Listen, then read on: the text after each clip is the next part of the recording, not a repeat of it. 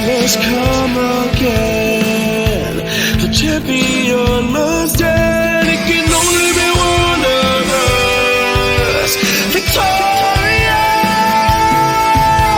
So stand up and fight, my friend. There's a title you must defend. Shut it on and on. Bring it to me. Defend your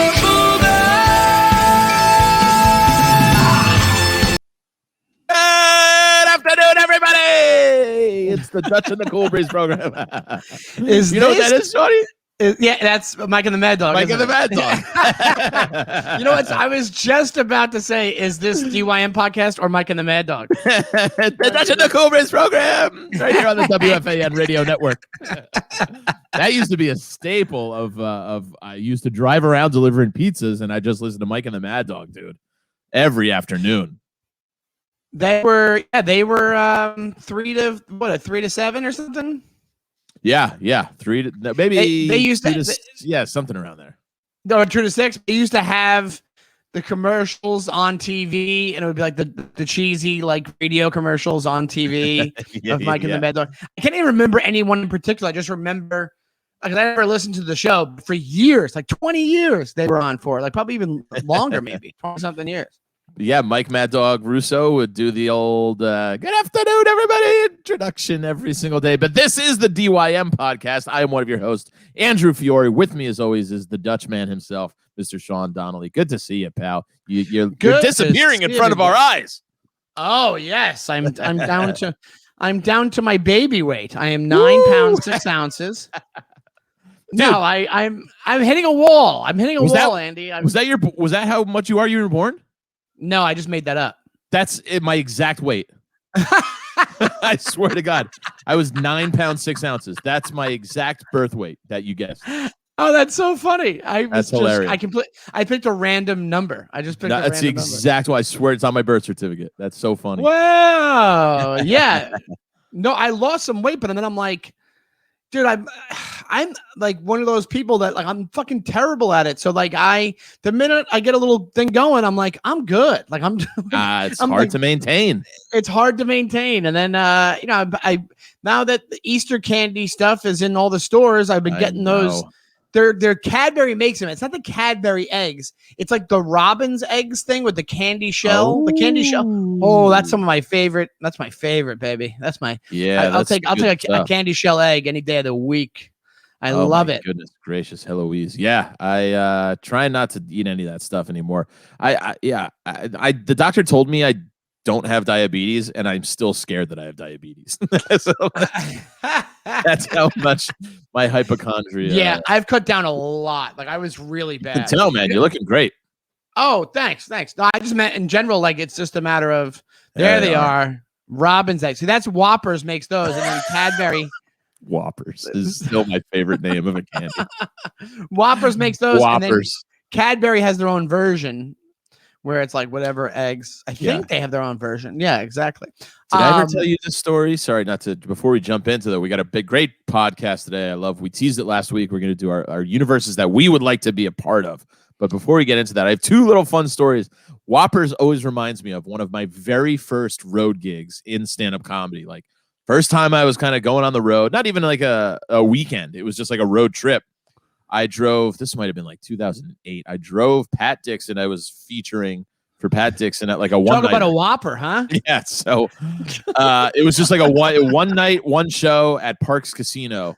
And there's the Cadbury ones, by the way. Oh, yeah. Those are good Thanks, Cadbury. Mike. Yeah. Cadbury ripped Robin's eggs off very fast. That's the caviar of the Cadbury. And I will never forget this because Pat Dixon, I don't know if anybody knows him, he wears a suit on stage, wears a suit almost at all times. Pat Dixon is a 1,000-year-old man in a 45-year-old man's body. I pick him up. He's already got the suit on. He's just already gets in my car in the suit and just goes, "Hey, man, I'm going to shut my eyes. Give me a holler in like an hour." And I just went, all right, I guess this is how driving headliners goes. He immediately goes to sleep. I mean, before I even pull out from the curb. And we're on the New Jersey Turnpike going to Pennsylvania. I swear to God, this was the sentence verbatim that he says. He wakes up, kind of opens one eye, looks at me, goes, Hey man, you want to pull off? Get a couple of Whoppers, something. Get a couple of Whoppers. Who fucking calls them that? The burgers. Yeah. He was like, not joking. He just goes, "You want to get a couple of Whoppers or something?" I go, "Yeah, we can get a bite to eat. I don't know if a couple of Whoppers is our food of choice, but geez Louise." That's a guy who there he is, Pat Dixon. Yeah, he's in a suit always. He's always looked like that to me. He looks like he's telling people to get off his lawn constantly. He just has that. You know what he looks like? He looks like he's Michael Douglas and falling down at all times. he's a sweet dude, but he gets so miserable sometimes. Yeah, he's like Pat just. And he also is. I think he's older than I don't know how old he is, but he's way younger than he. I mean, he's way older than he looks. Like he's looked that way for 20 years. Yeah.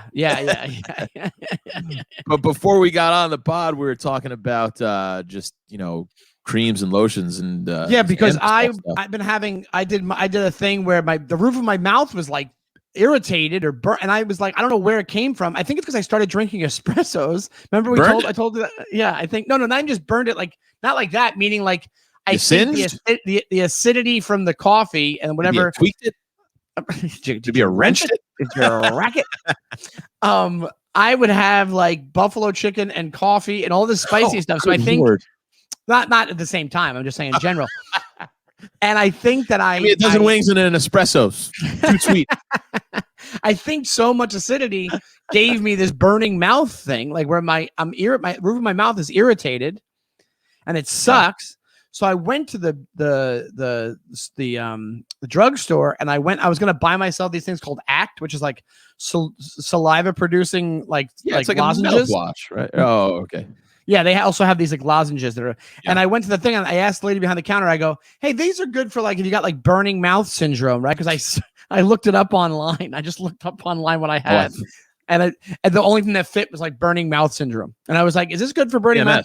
And she was like, "Why don't you just go ask the pharmacist?" And I'm like, "Oh yeah, I can do that." And then you walk to the back. I've never done this in my life. You walk to the back of the pharmacy, and of course, there's a sign that says consultation right above the fucking pharmacy. Right there. And I'm like, oh, I can definitely find out. So I asked this guy who wanted nothing to do with me, but he still answered my question. I was like, hey, explain the situation. He goes, you need a numbing agent. Get Ambersol. So I got Ambersol for the first time in my life. Yeah. And I applied it, and it was like I was going to the dentist. It was like the sides of my lips where I accidentally got somewhere numb. The roof of my mouth was numb. Numbs you right up. Numbs you right up. Super turbo stuff.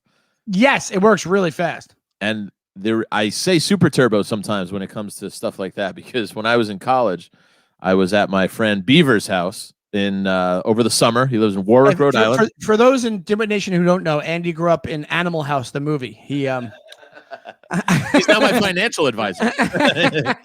Who does your stocks? I go, Beef.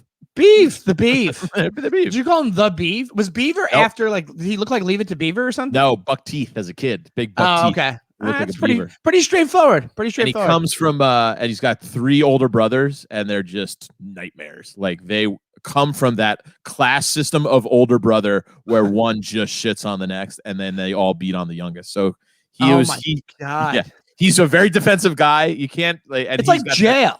It's like jail. Yes, exactly. It's like the hierarchy of jail. Yeah.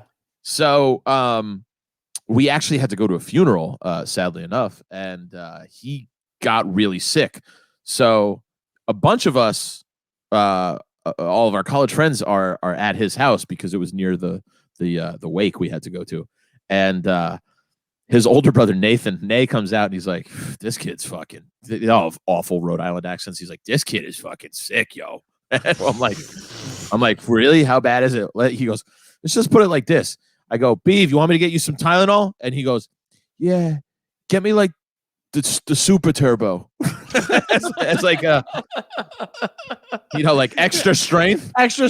Yeah, was the words he was looking for. But in his delirium, I guess he confused extra strength. He goes, yeah, give me the super turbo. So I've always enjoyed that as a little affectation. It's Tylenol and also a Toyota Supra. Exactly, Tylenol Super Turbo. It's a Fast and the Furious car as well as it's a turbo. Yeah, so I freaking I have that working right now, and it's working pretty well. But I think I might have wiped it off already because now I'm feeling the burning mouth again.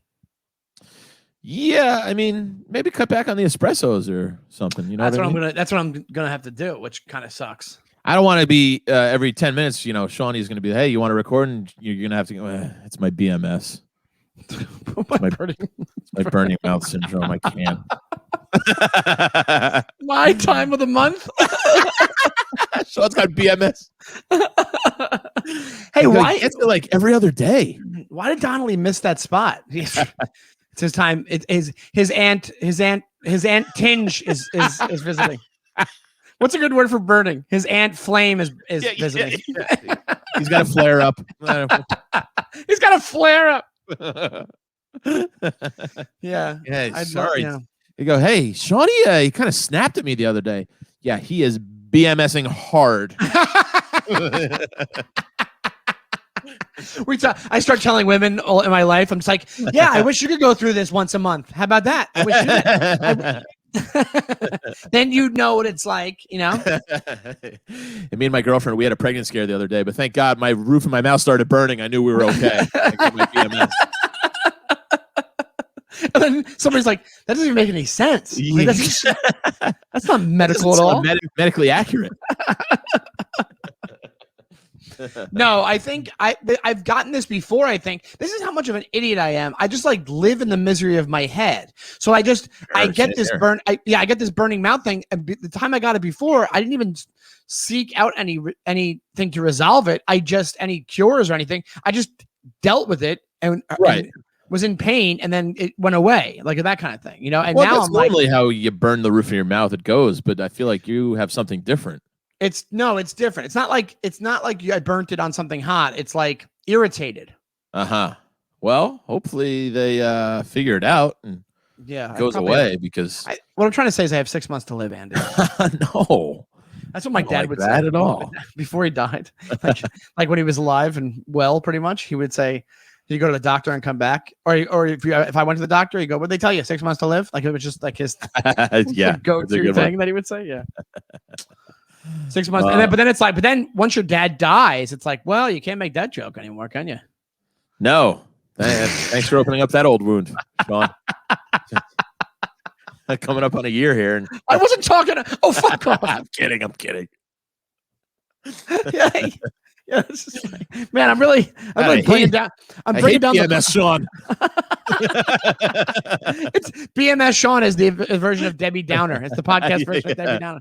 I'm like, well, we're all gonna get swept up in a hurricane anyway. So what does it matter? Wah, wah. Wah, wah, wah, wah. So before we get to our topic of the day, which is the universes, and I really hope that people enjoy us talking about which I came in with a few of them that we can talk about. But before we do, I did a couple of rewatches. But you watched something new. But let me do mine first because you're okay. Because this way, they'll probably be quick.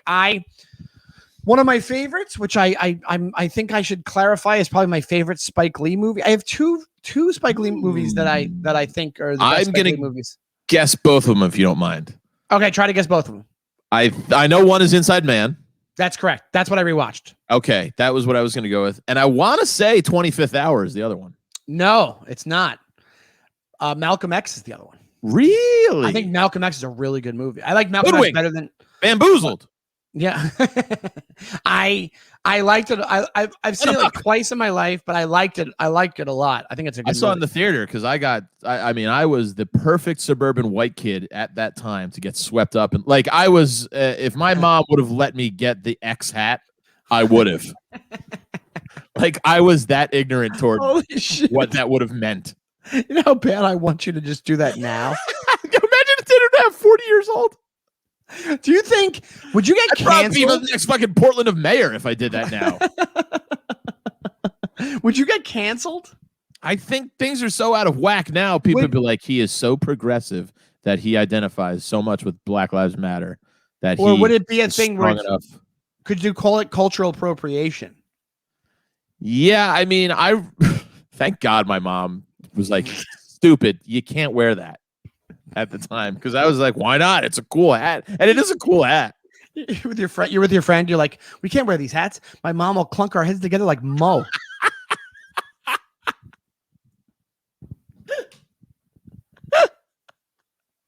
She'll clunk our heads.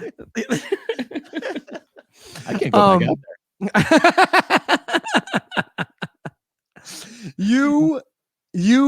I want somebody, please. If anybody who's a fan of the podcast, I'll wear it during a taping. How about that?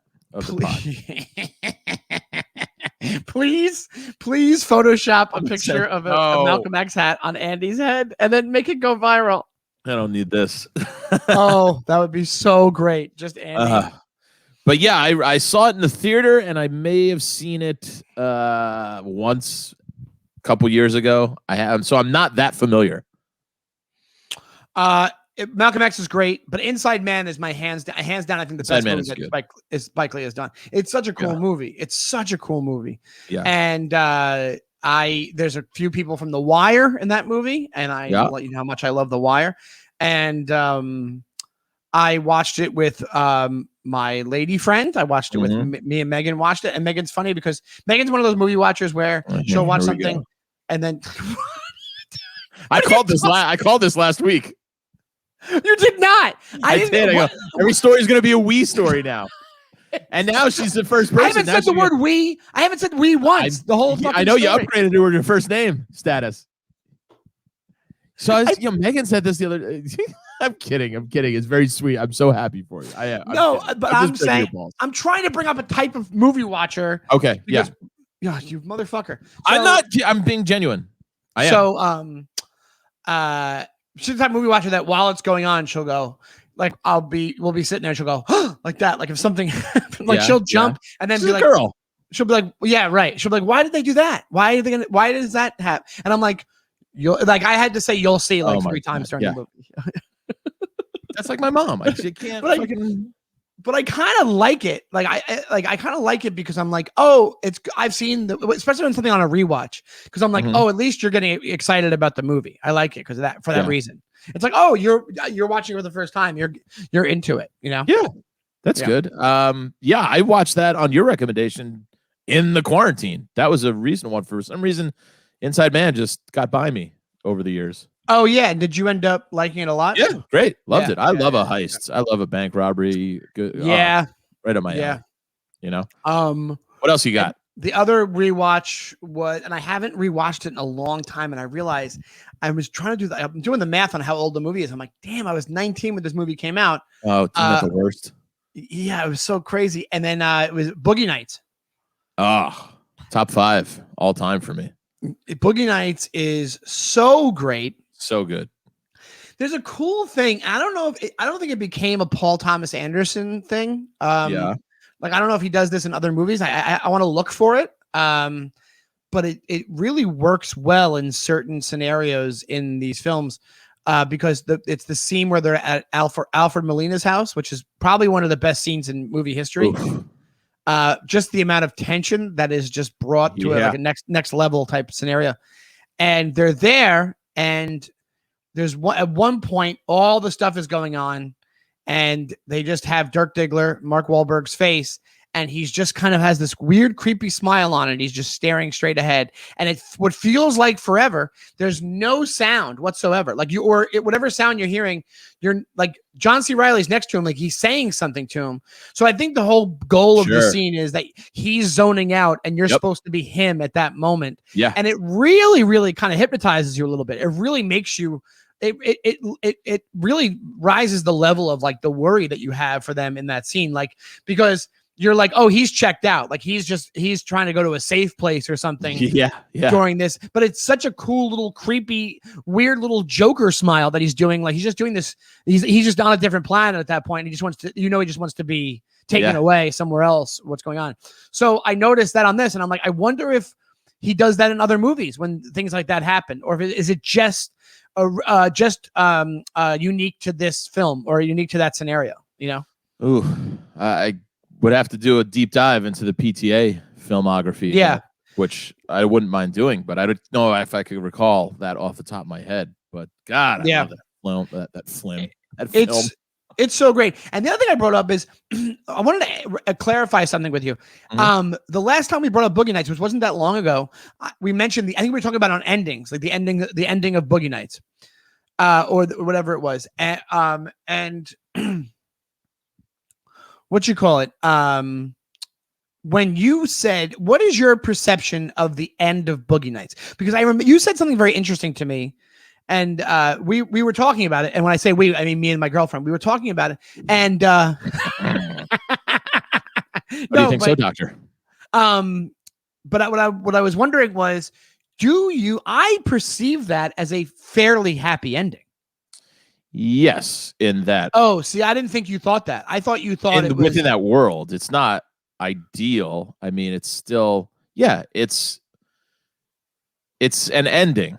It's an ending within their universe. It's still a depraved world that they live in. You know, they're still pornographers, and they're still going to deal with addiction and death and, you know, disease because of the time it was in.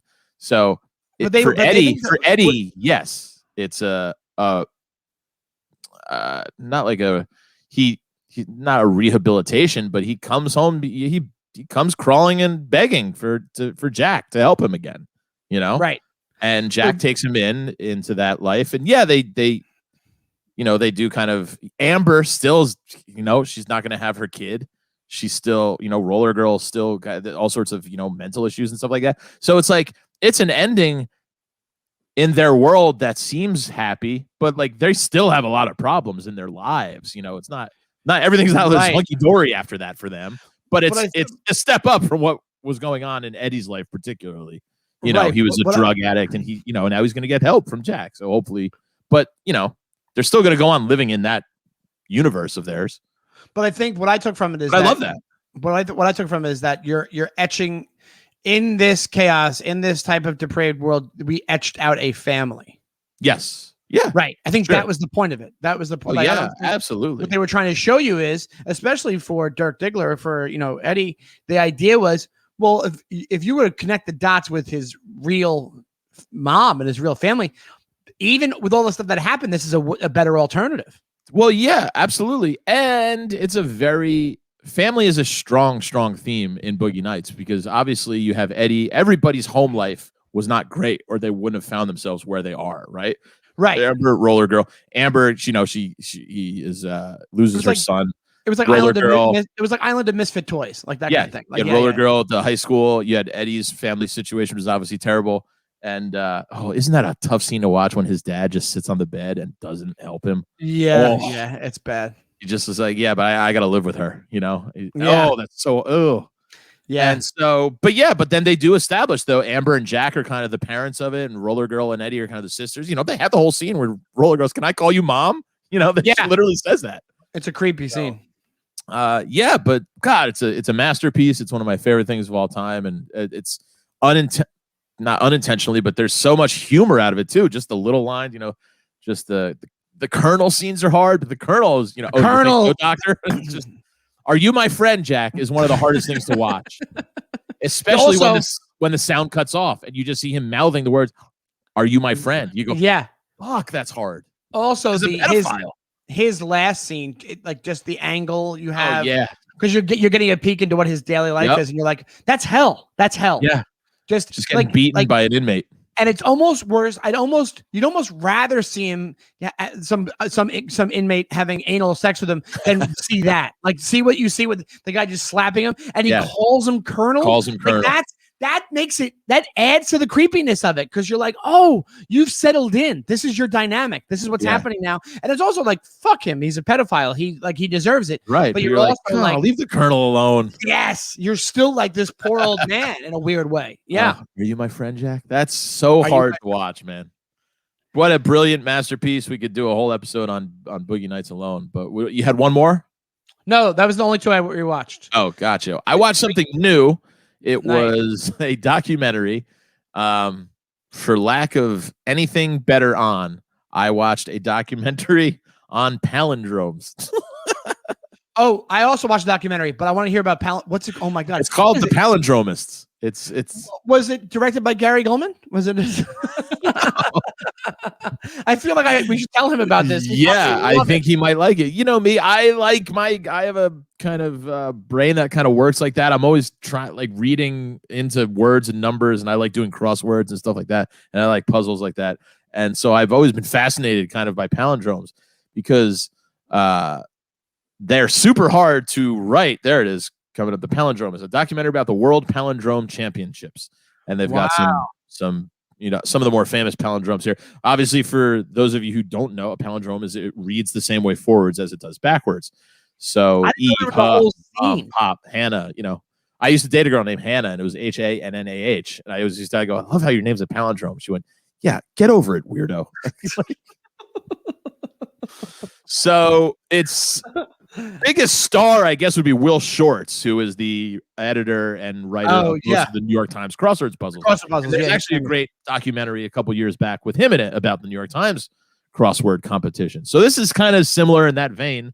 And basically these top 10 palindrome creators in the world get together and they create this challenge, this championship, this kind of tournament where they are given constraints and they have to come up with palindromes. They're given a time allotment, and it's like you have to use a Spanish word in here. And it's so fucking difficult. And I'm amazed at the level of genius these people are working on. Wow. So the best one, though, is probably the biggest star power is Danica McKellar's in it, Winnie Cooper.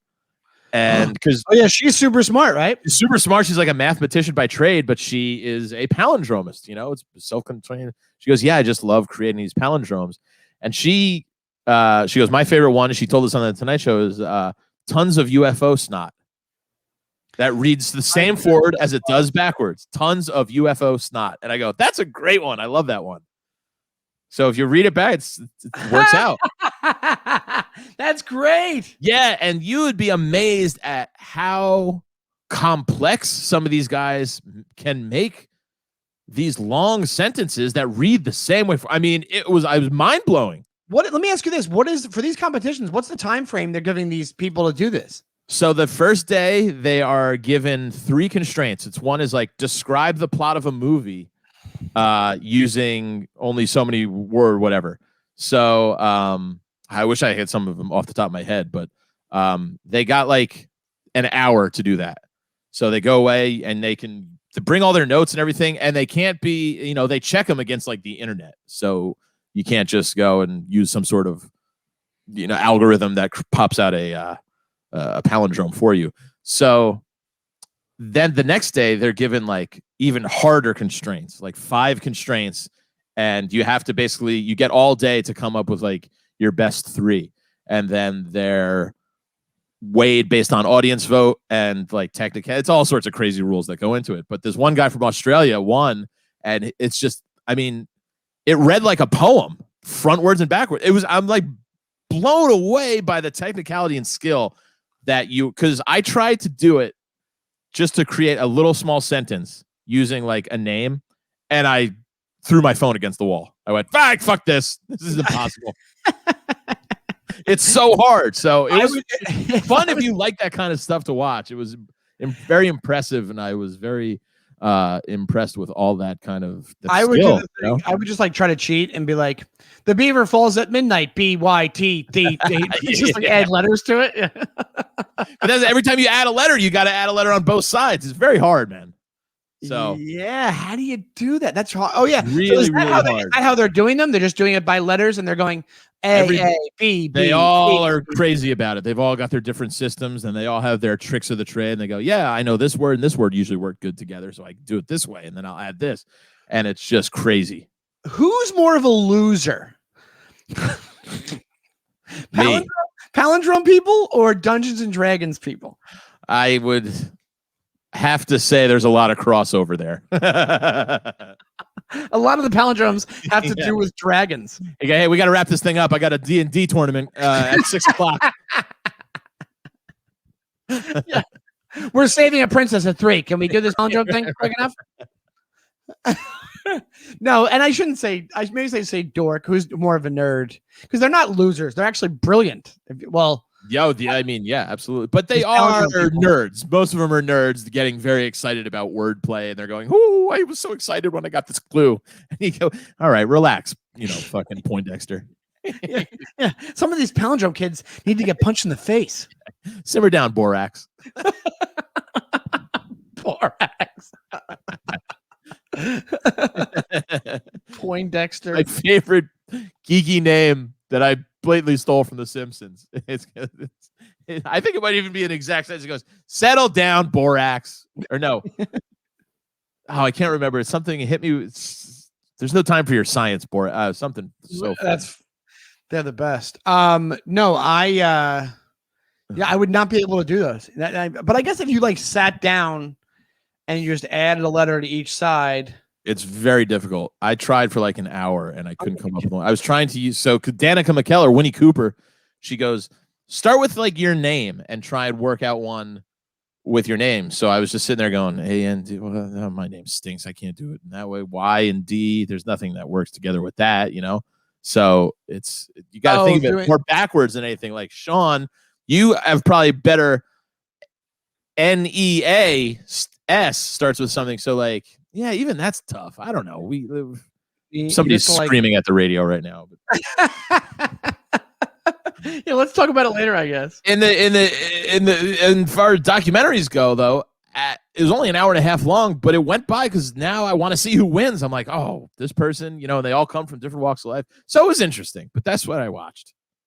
I watched a documentary about fake forgers, the master forger. Ooh. That this huge art scandal that happened in like early 2000s. Oh, I love all that stuff. The Knoedler Gallery in Manhattan shut down because of it.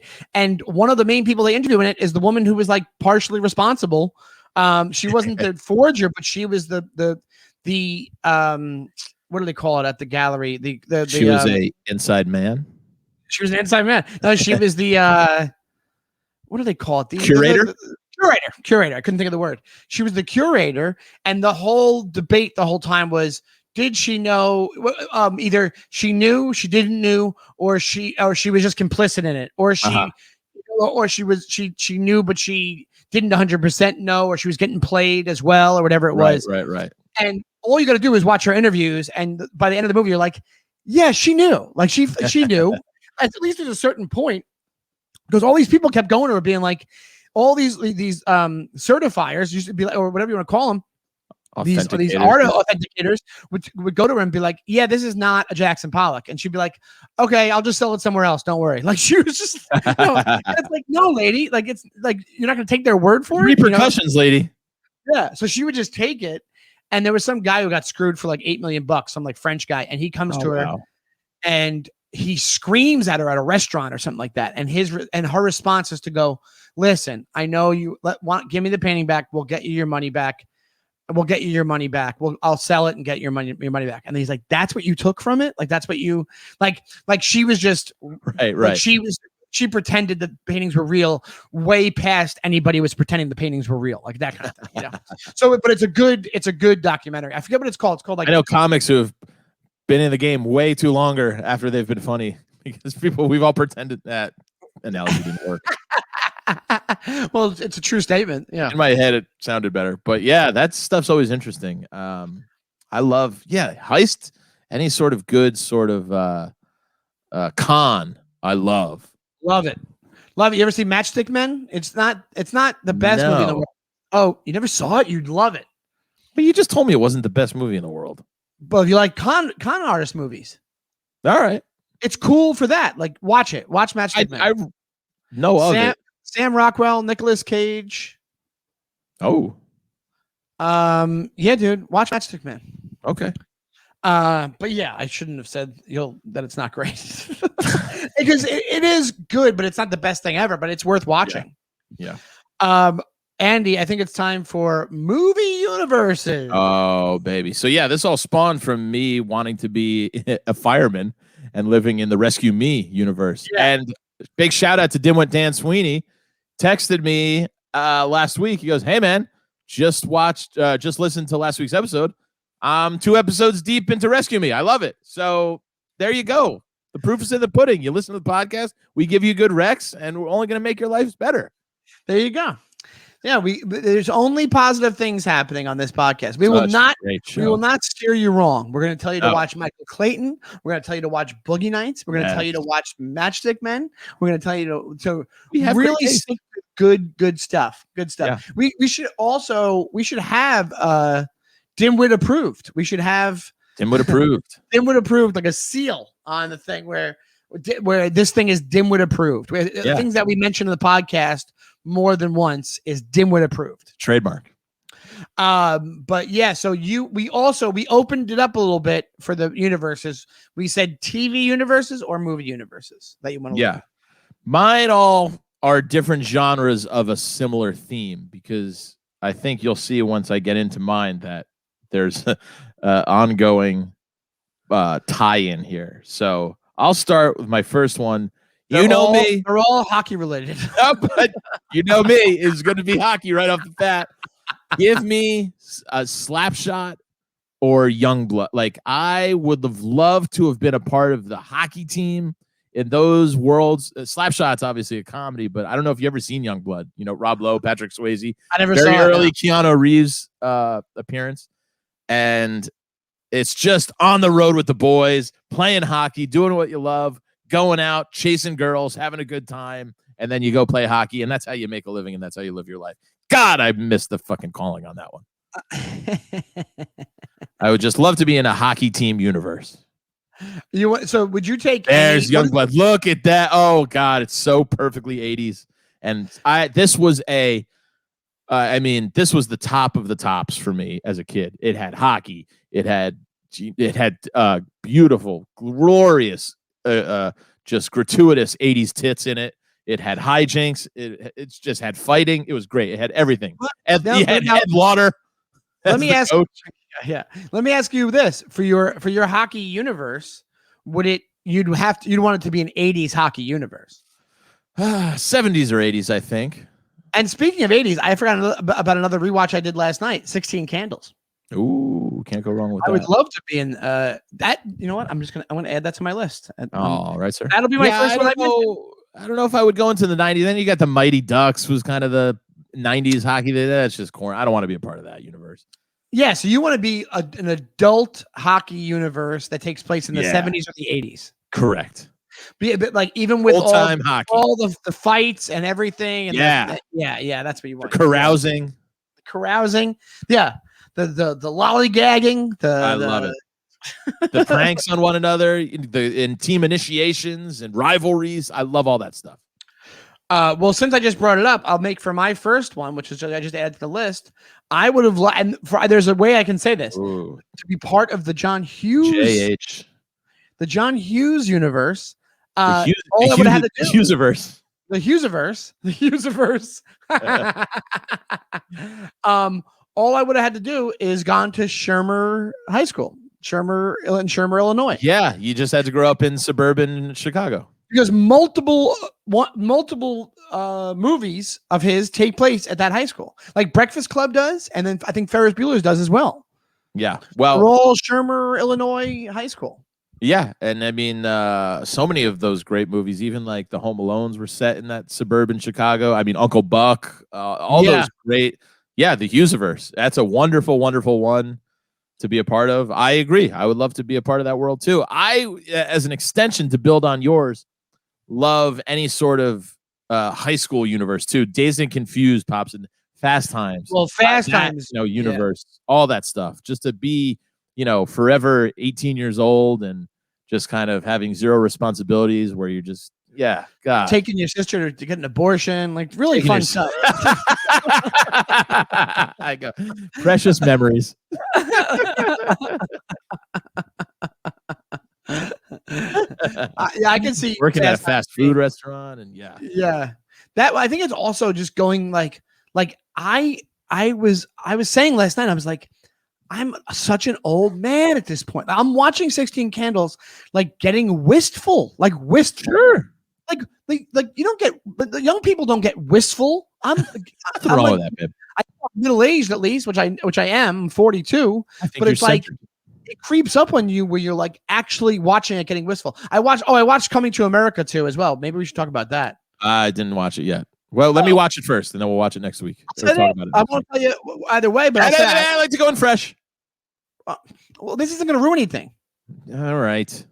You can just guess this. I got wistful for that too. Okay. I got wistful. That's all I was going to say, you maniac. I thought you were going to give me. I thought it was better than. Okay. No. I won't give you any opinion. I won't give you any opinion. That's a hell of a picture. Let's go, Deathblow.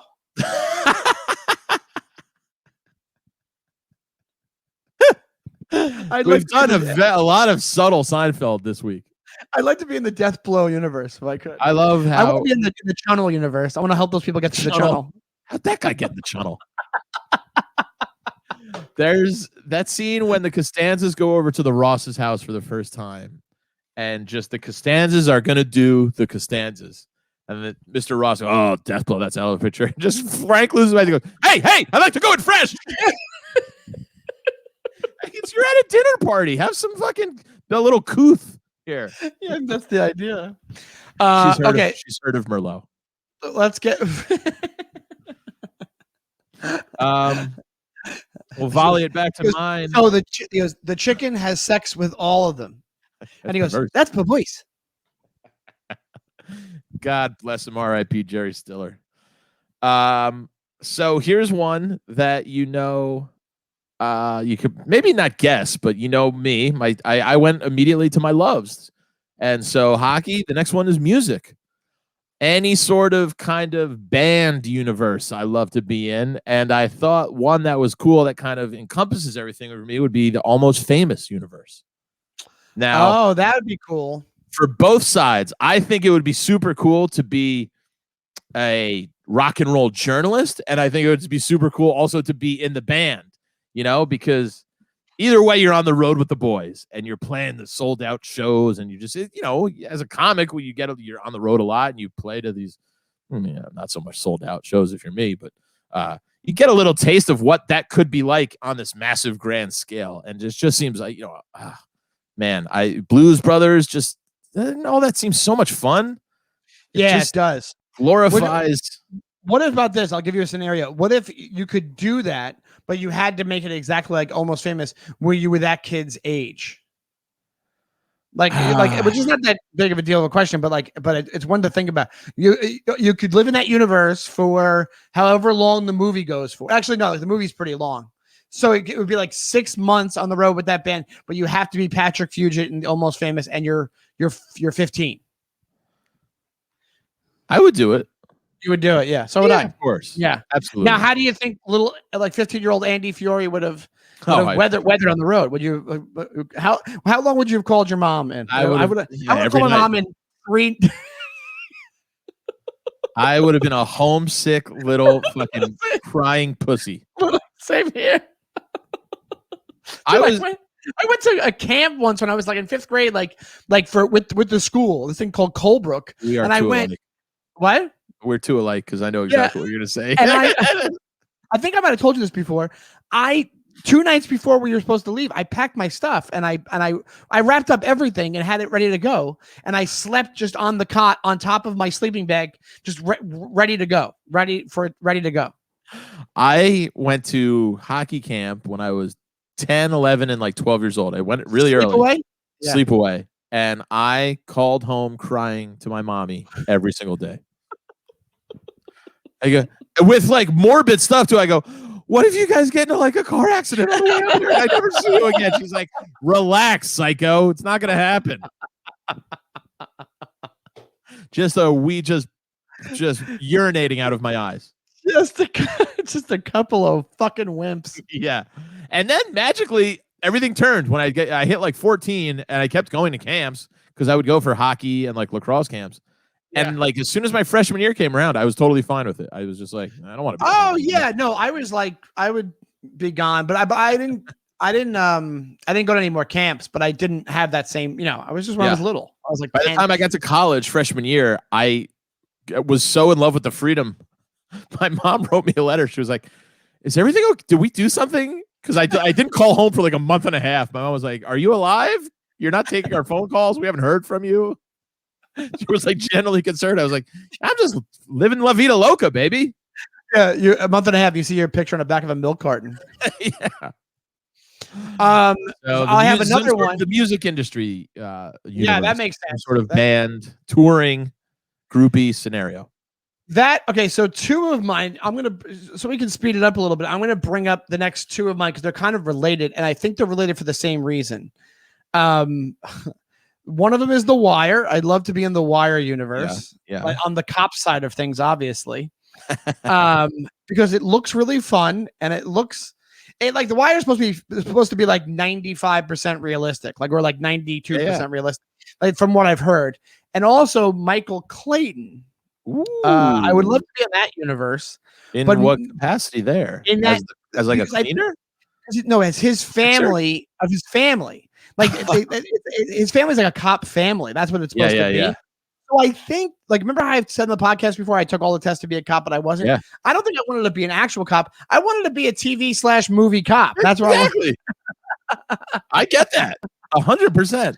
Yeah. So I don't want to fight fires. I want to hang out with the boys at the firehouse. I want to eat smoke all day. Are you kidding me? It's really dangerous.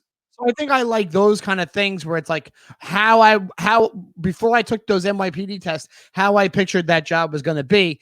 And then I think that's why when I got there to that last test, and I failed the last test, but besides that, I heard these guys talking and I was like, oh, I don't like any of these guys. And then that's why I was like, fuck this. I'm not, that's not the only reason, but it's like, so it doesn't, cops are way more, the cops on TV are probably way more charismatic. Sure. But hey, you go back and look at that episode of Broad City. You look pretty good in those NYPD Blues, baby. It makes sense, right? They fit well. Yeah.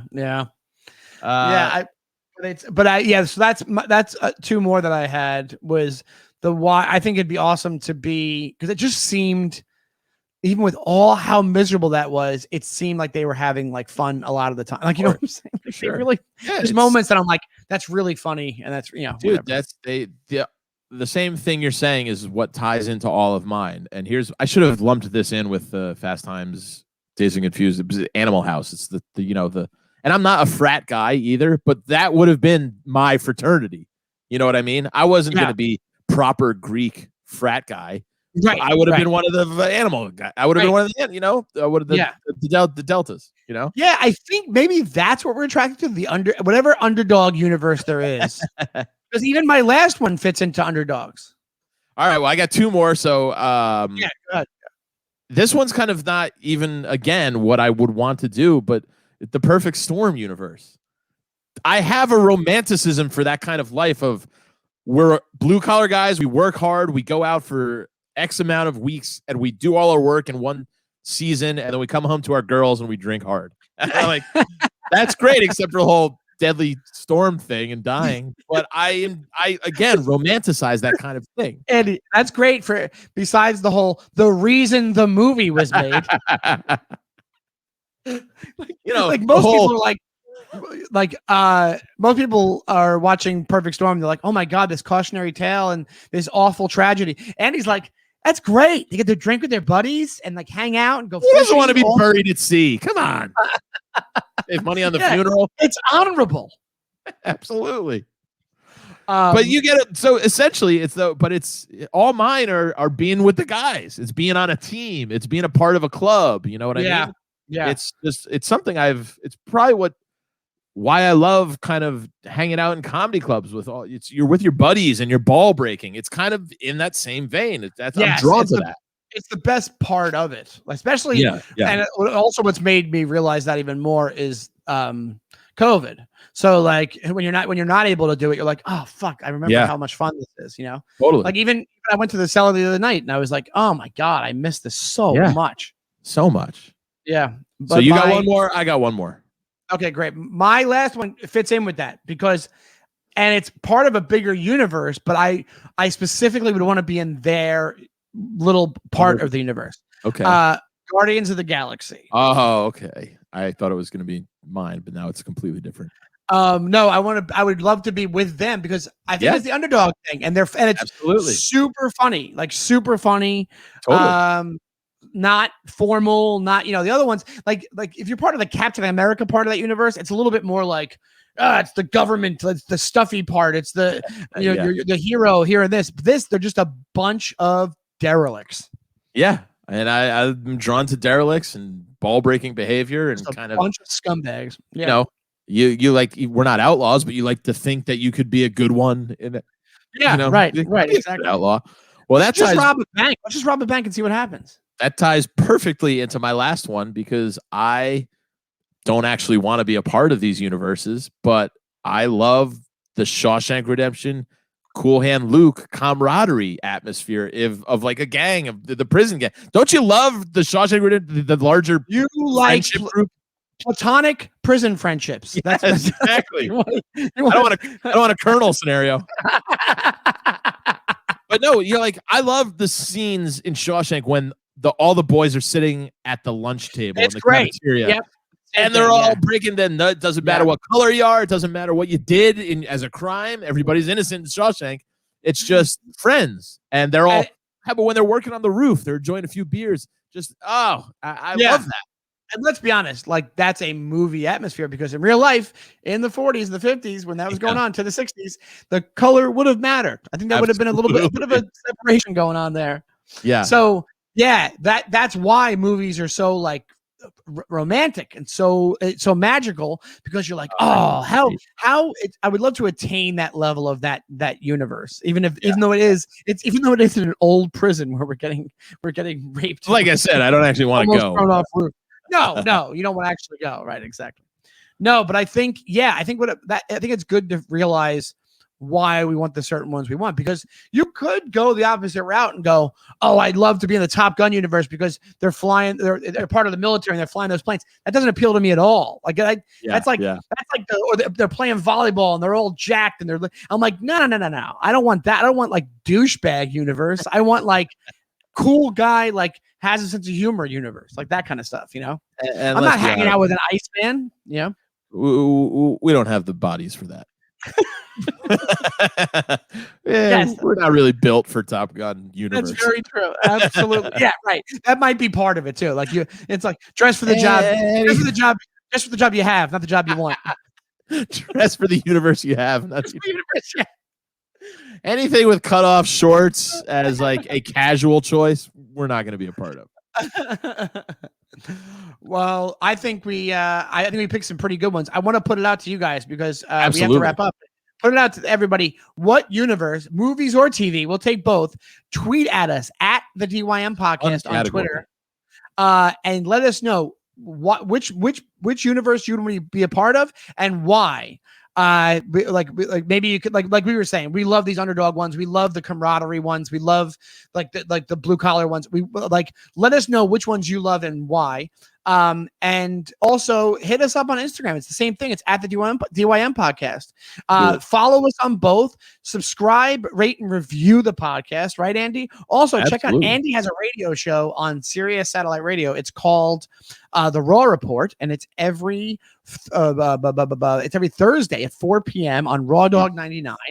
And he also has some social media. Tell him about it, Andy.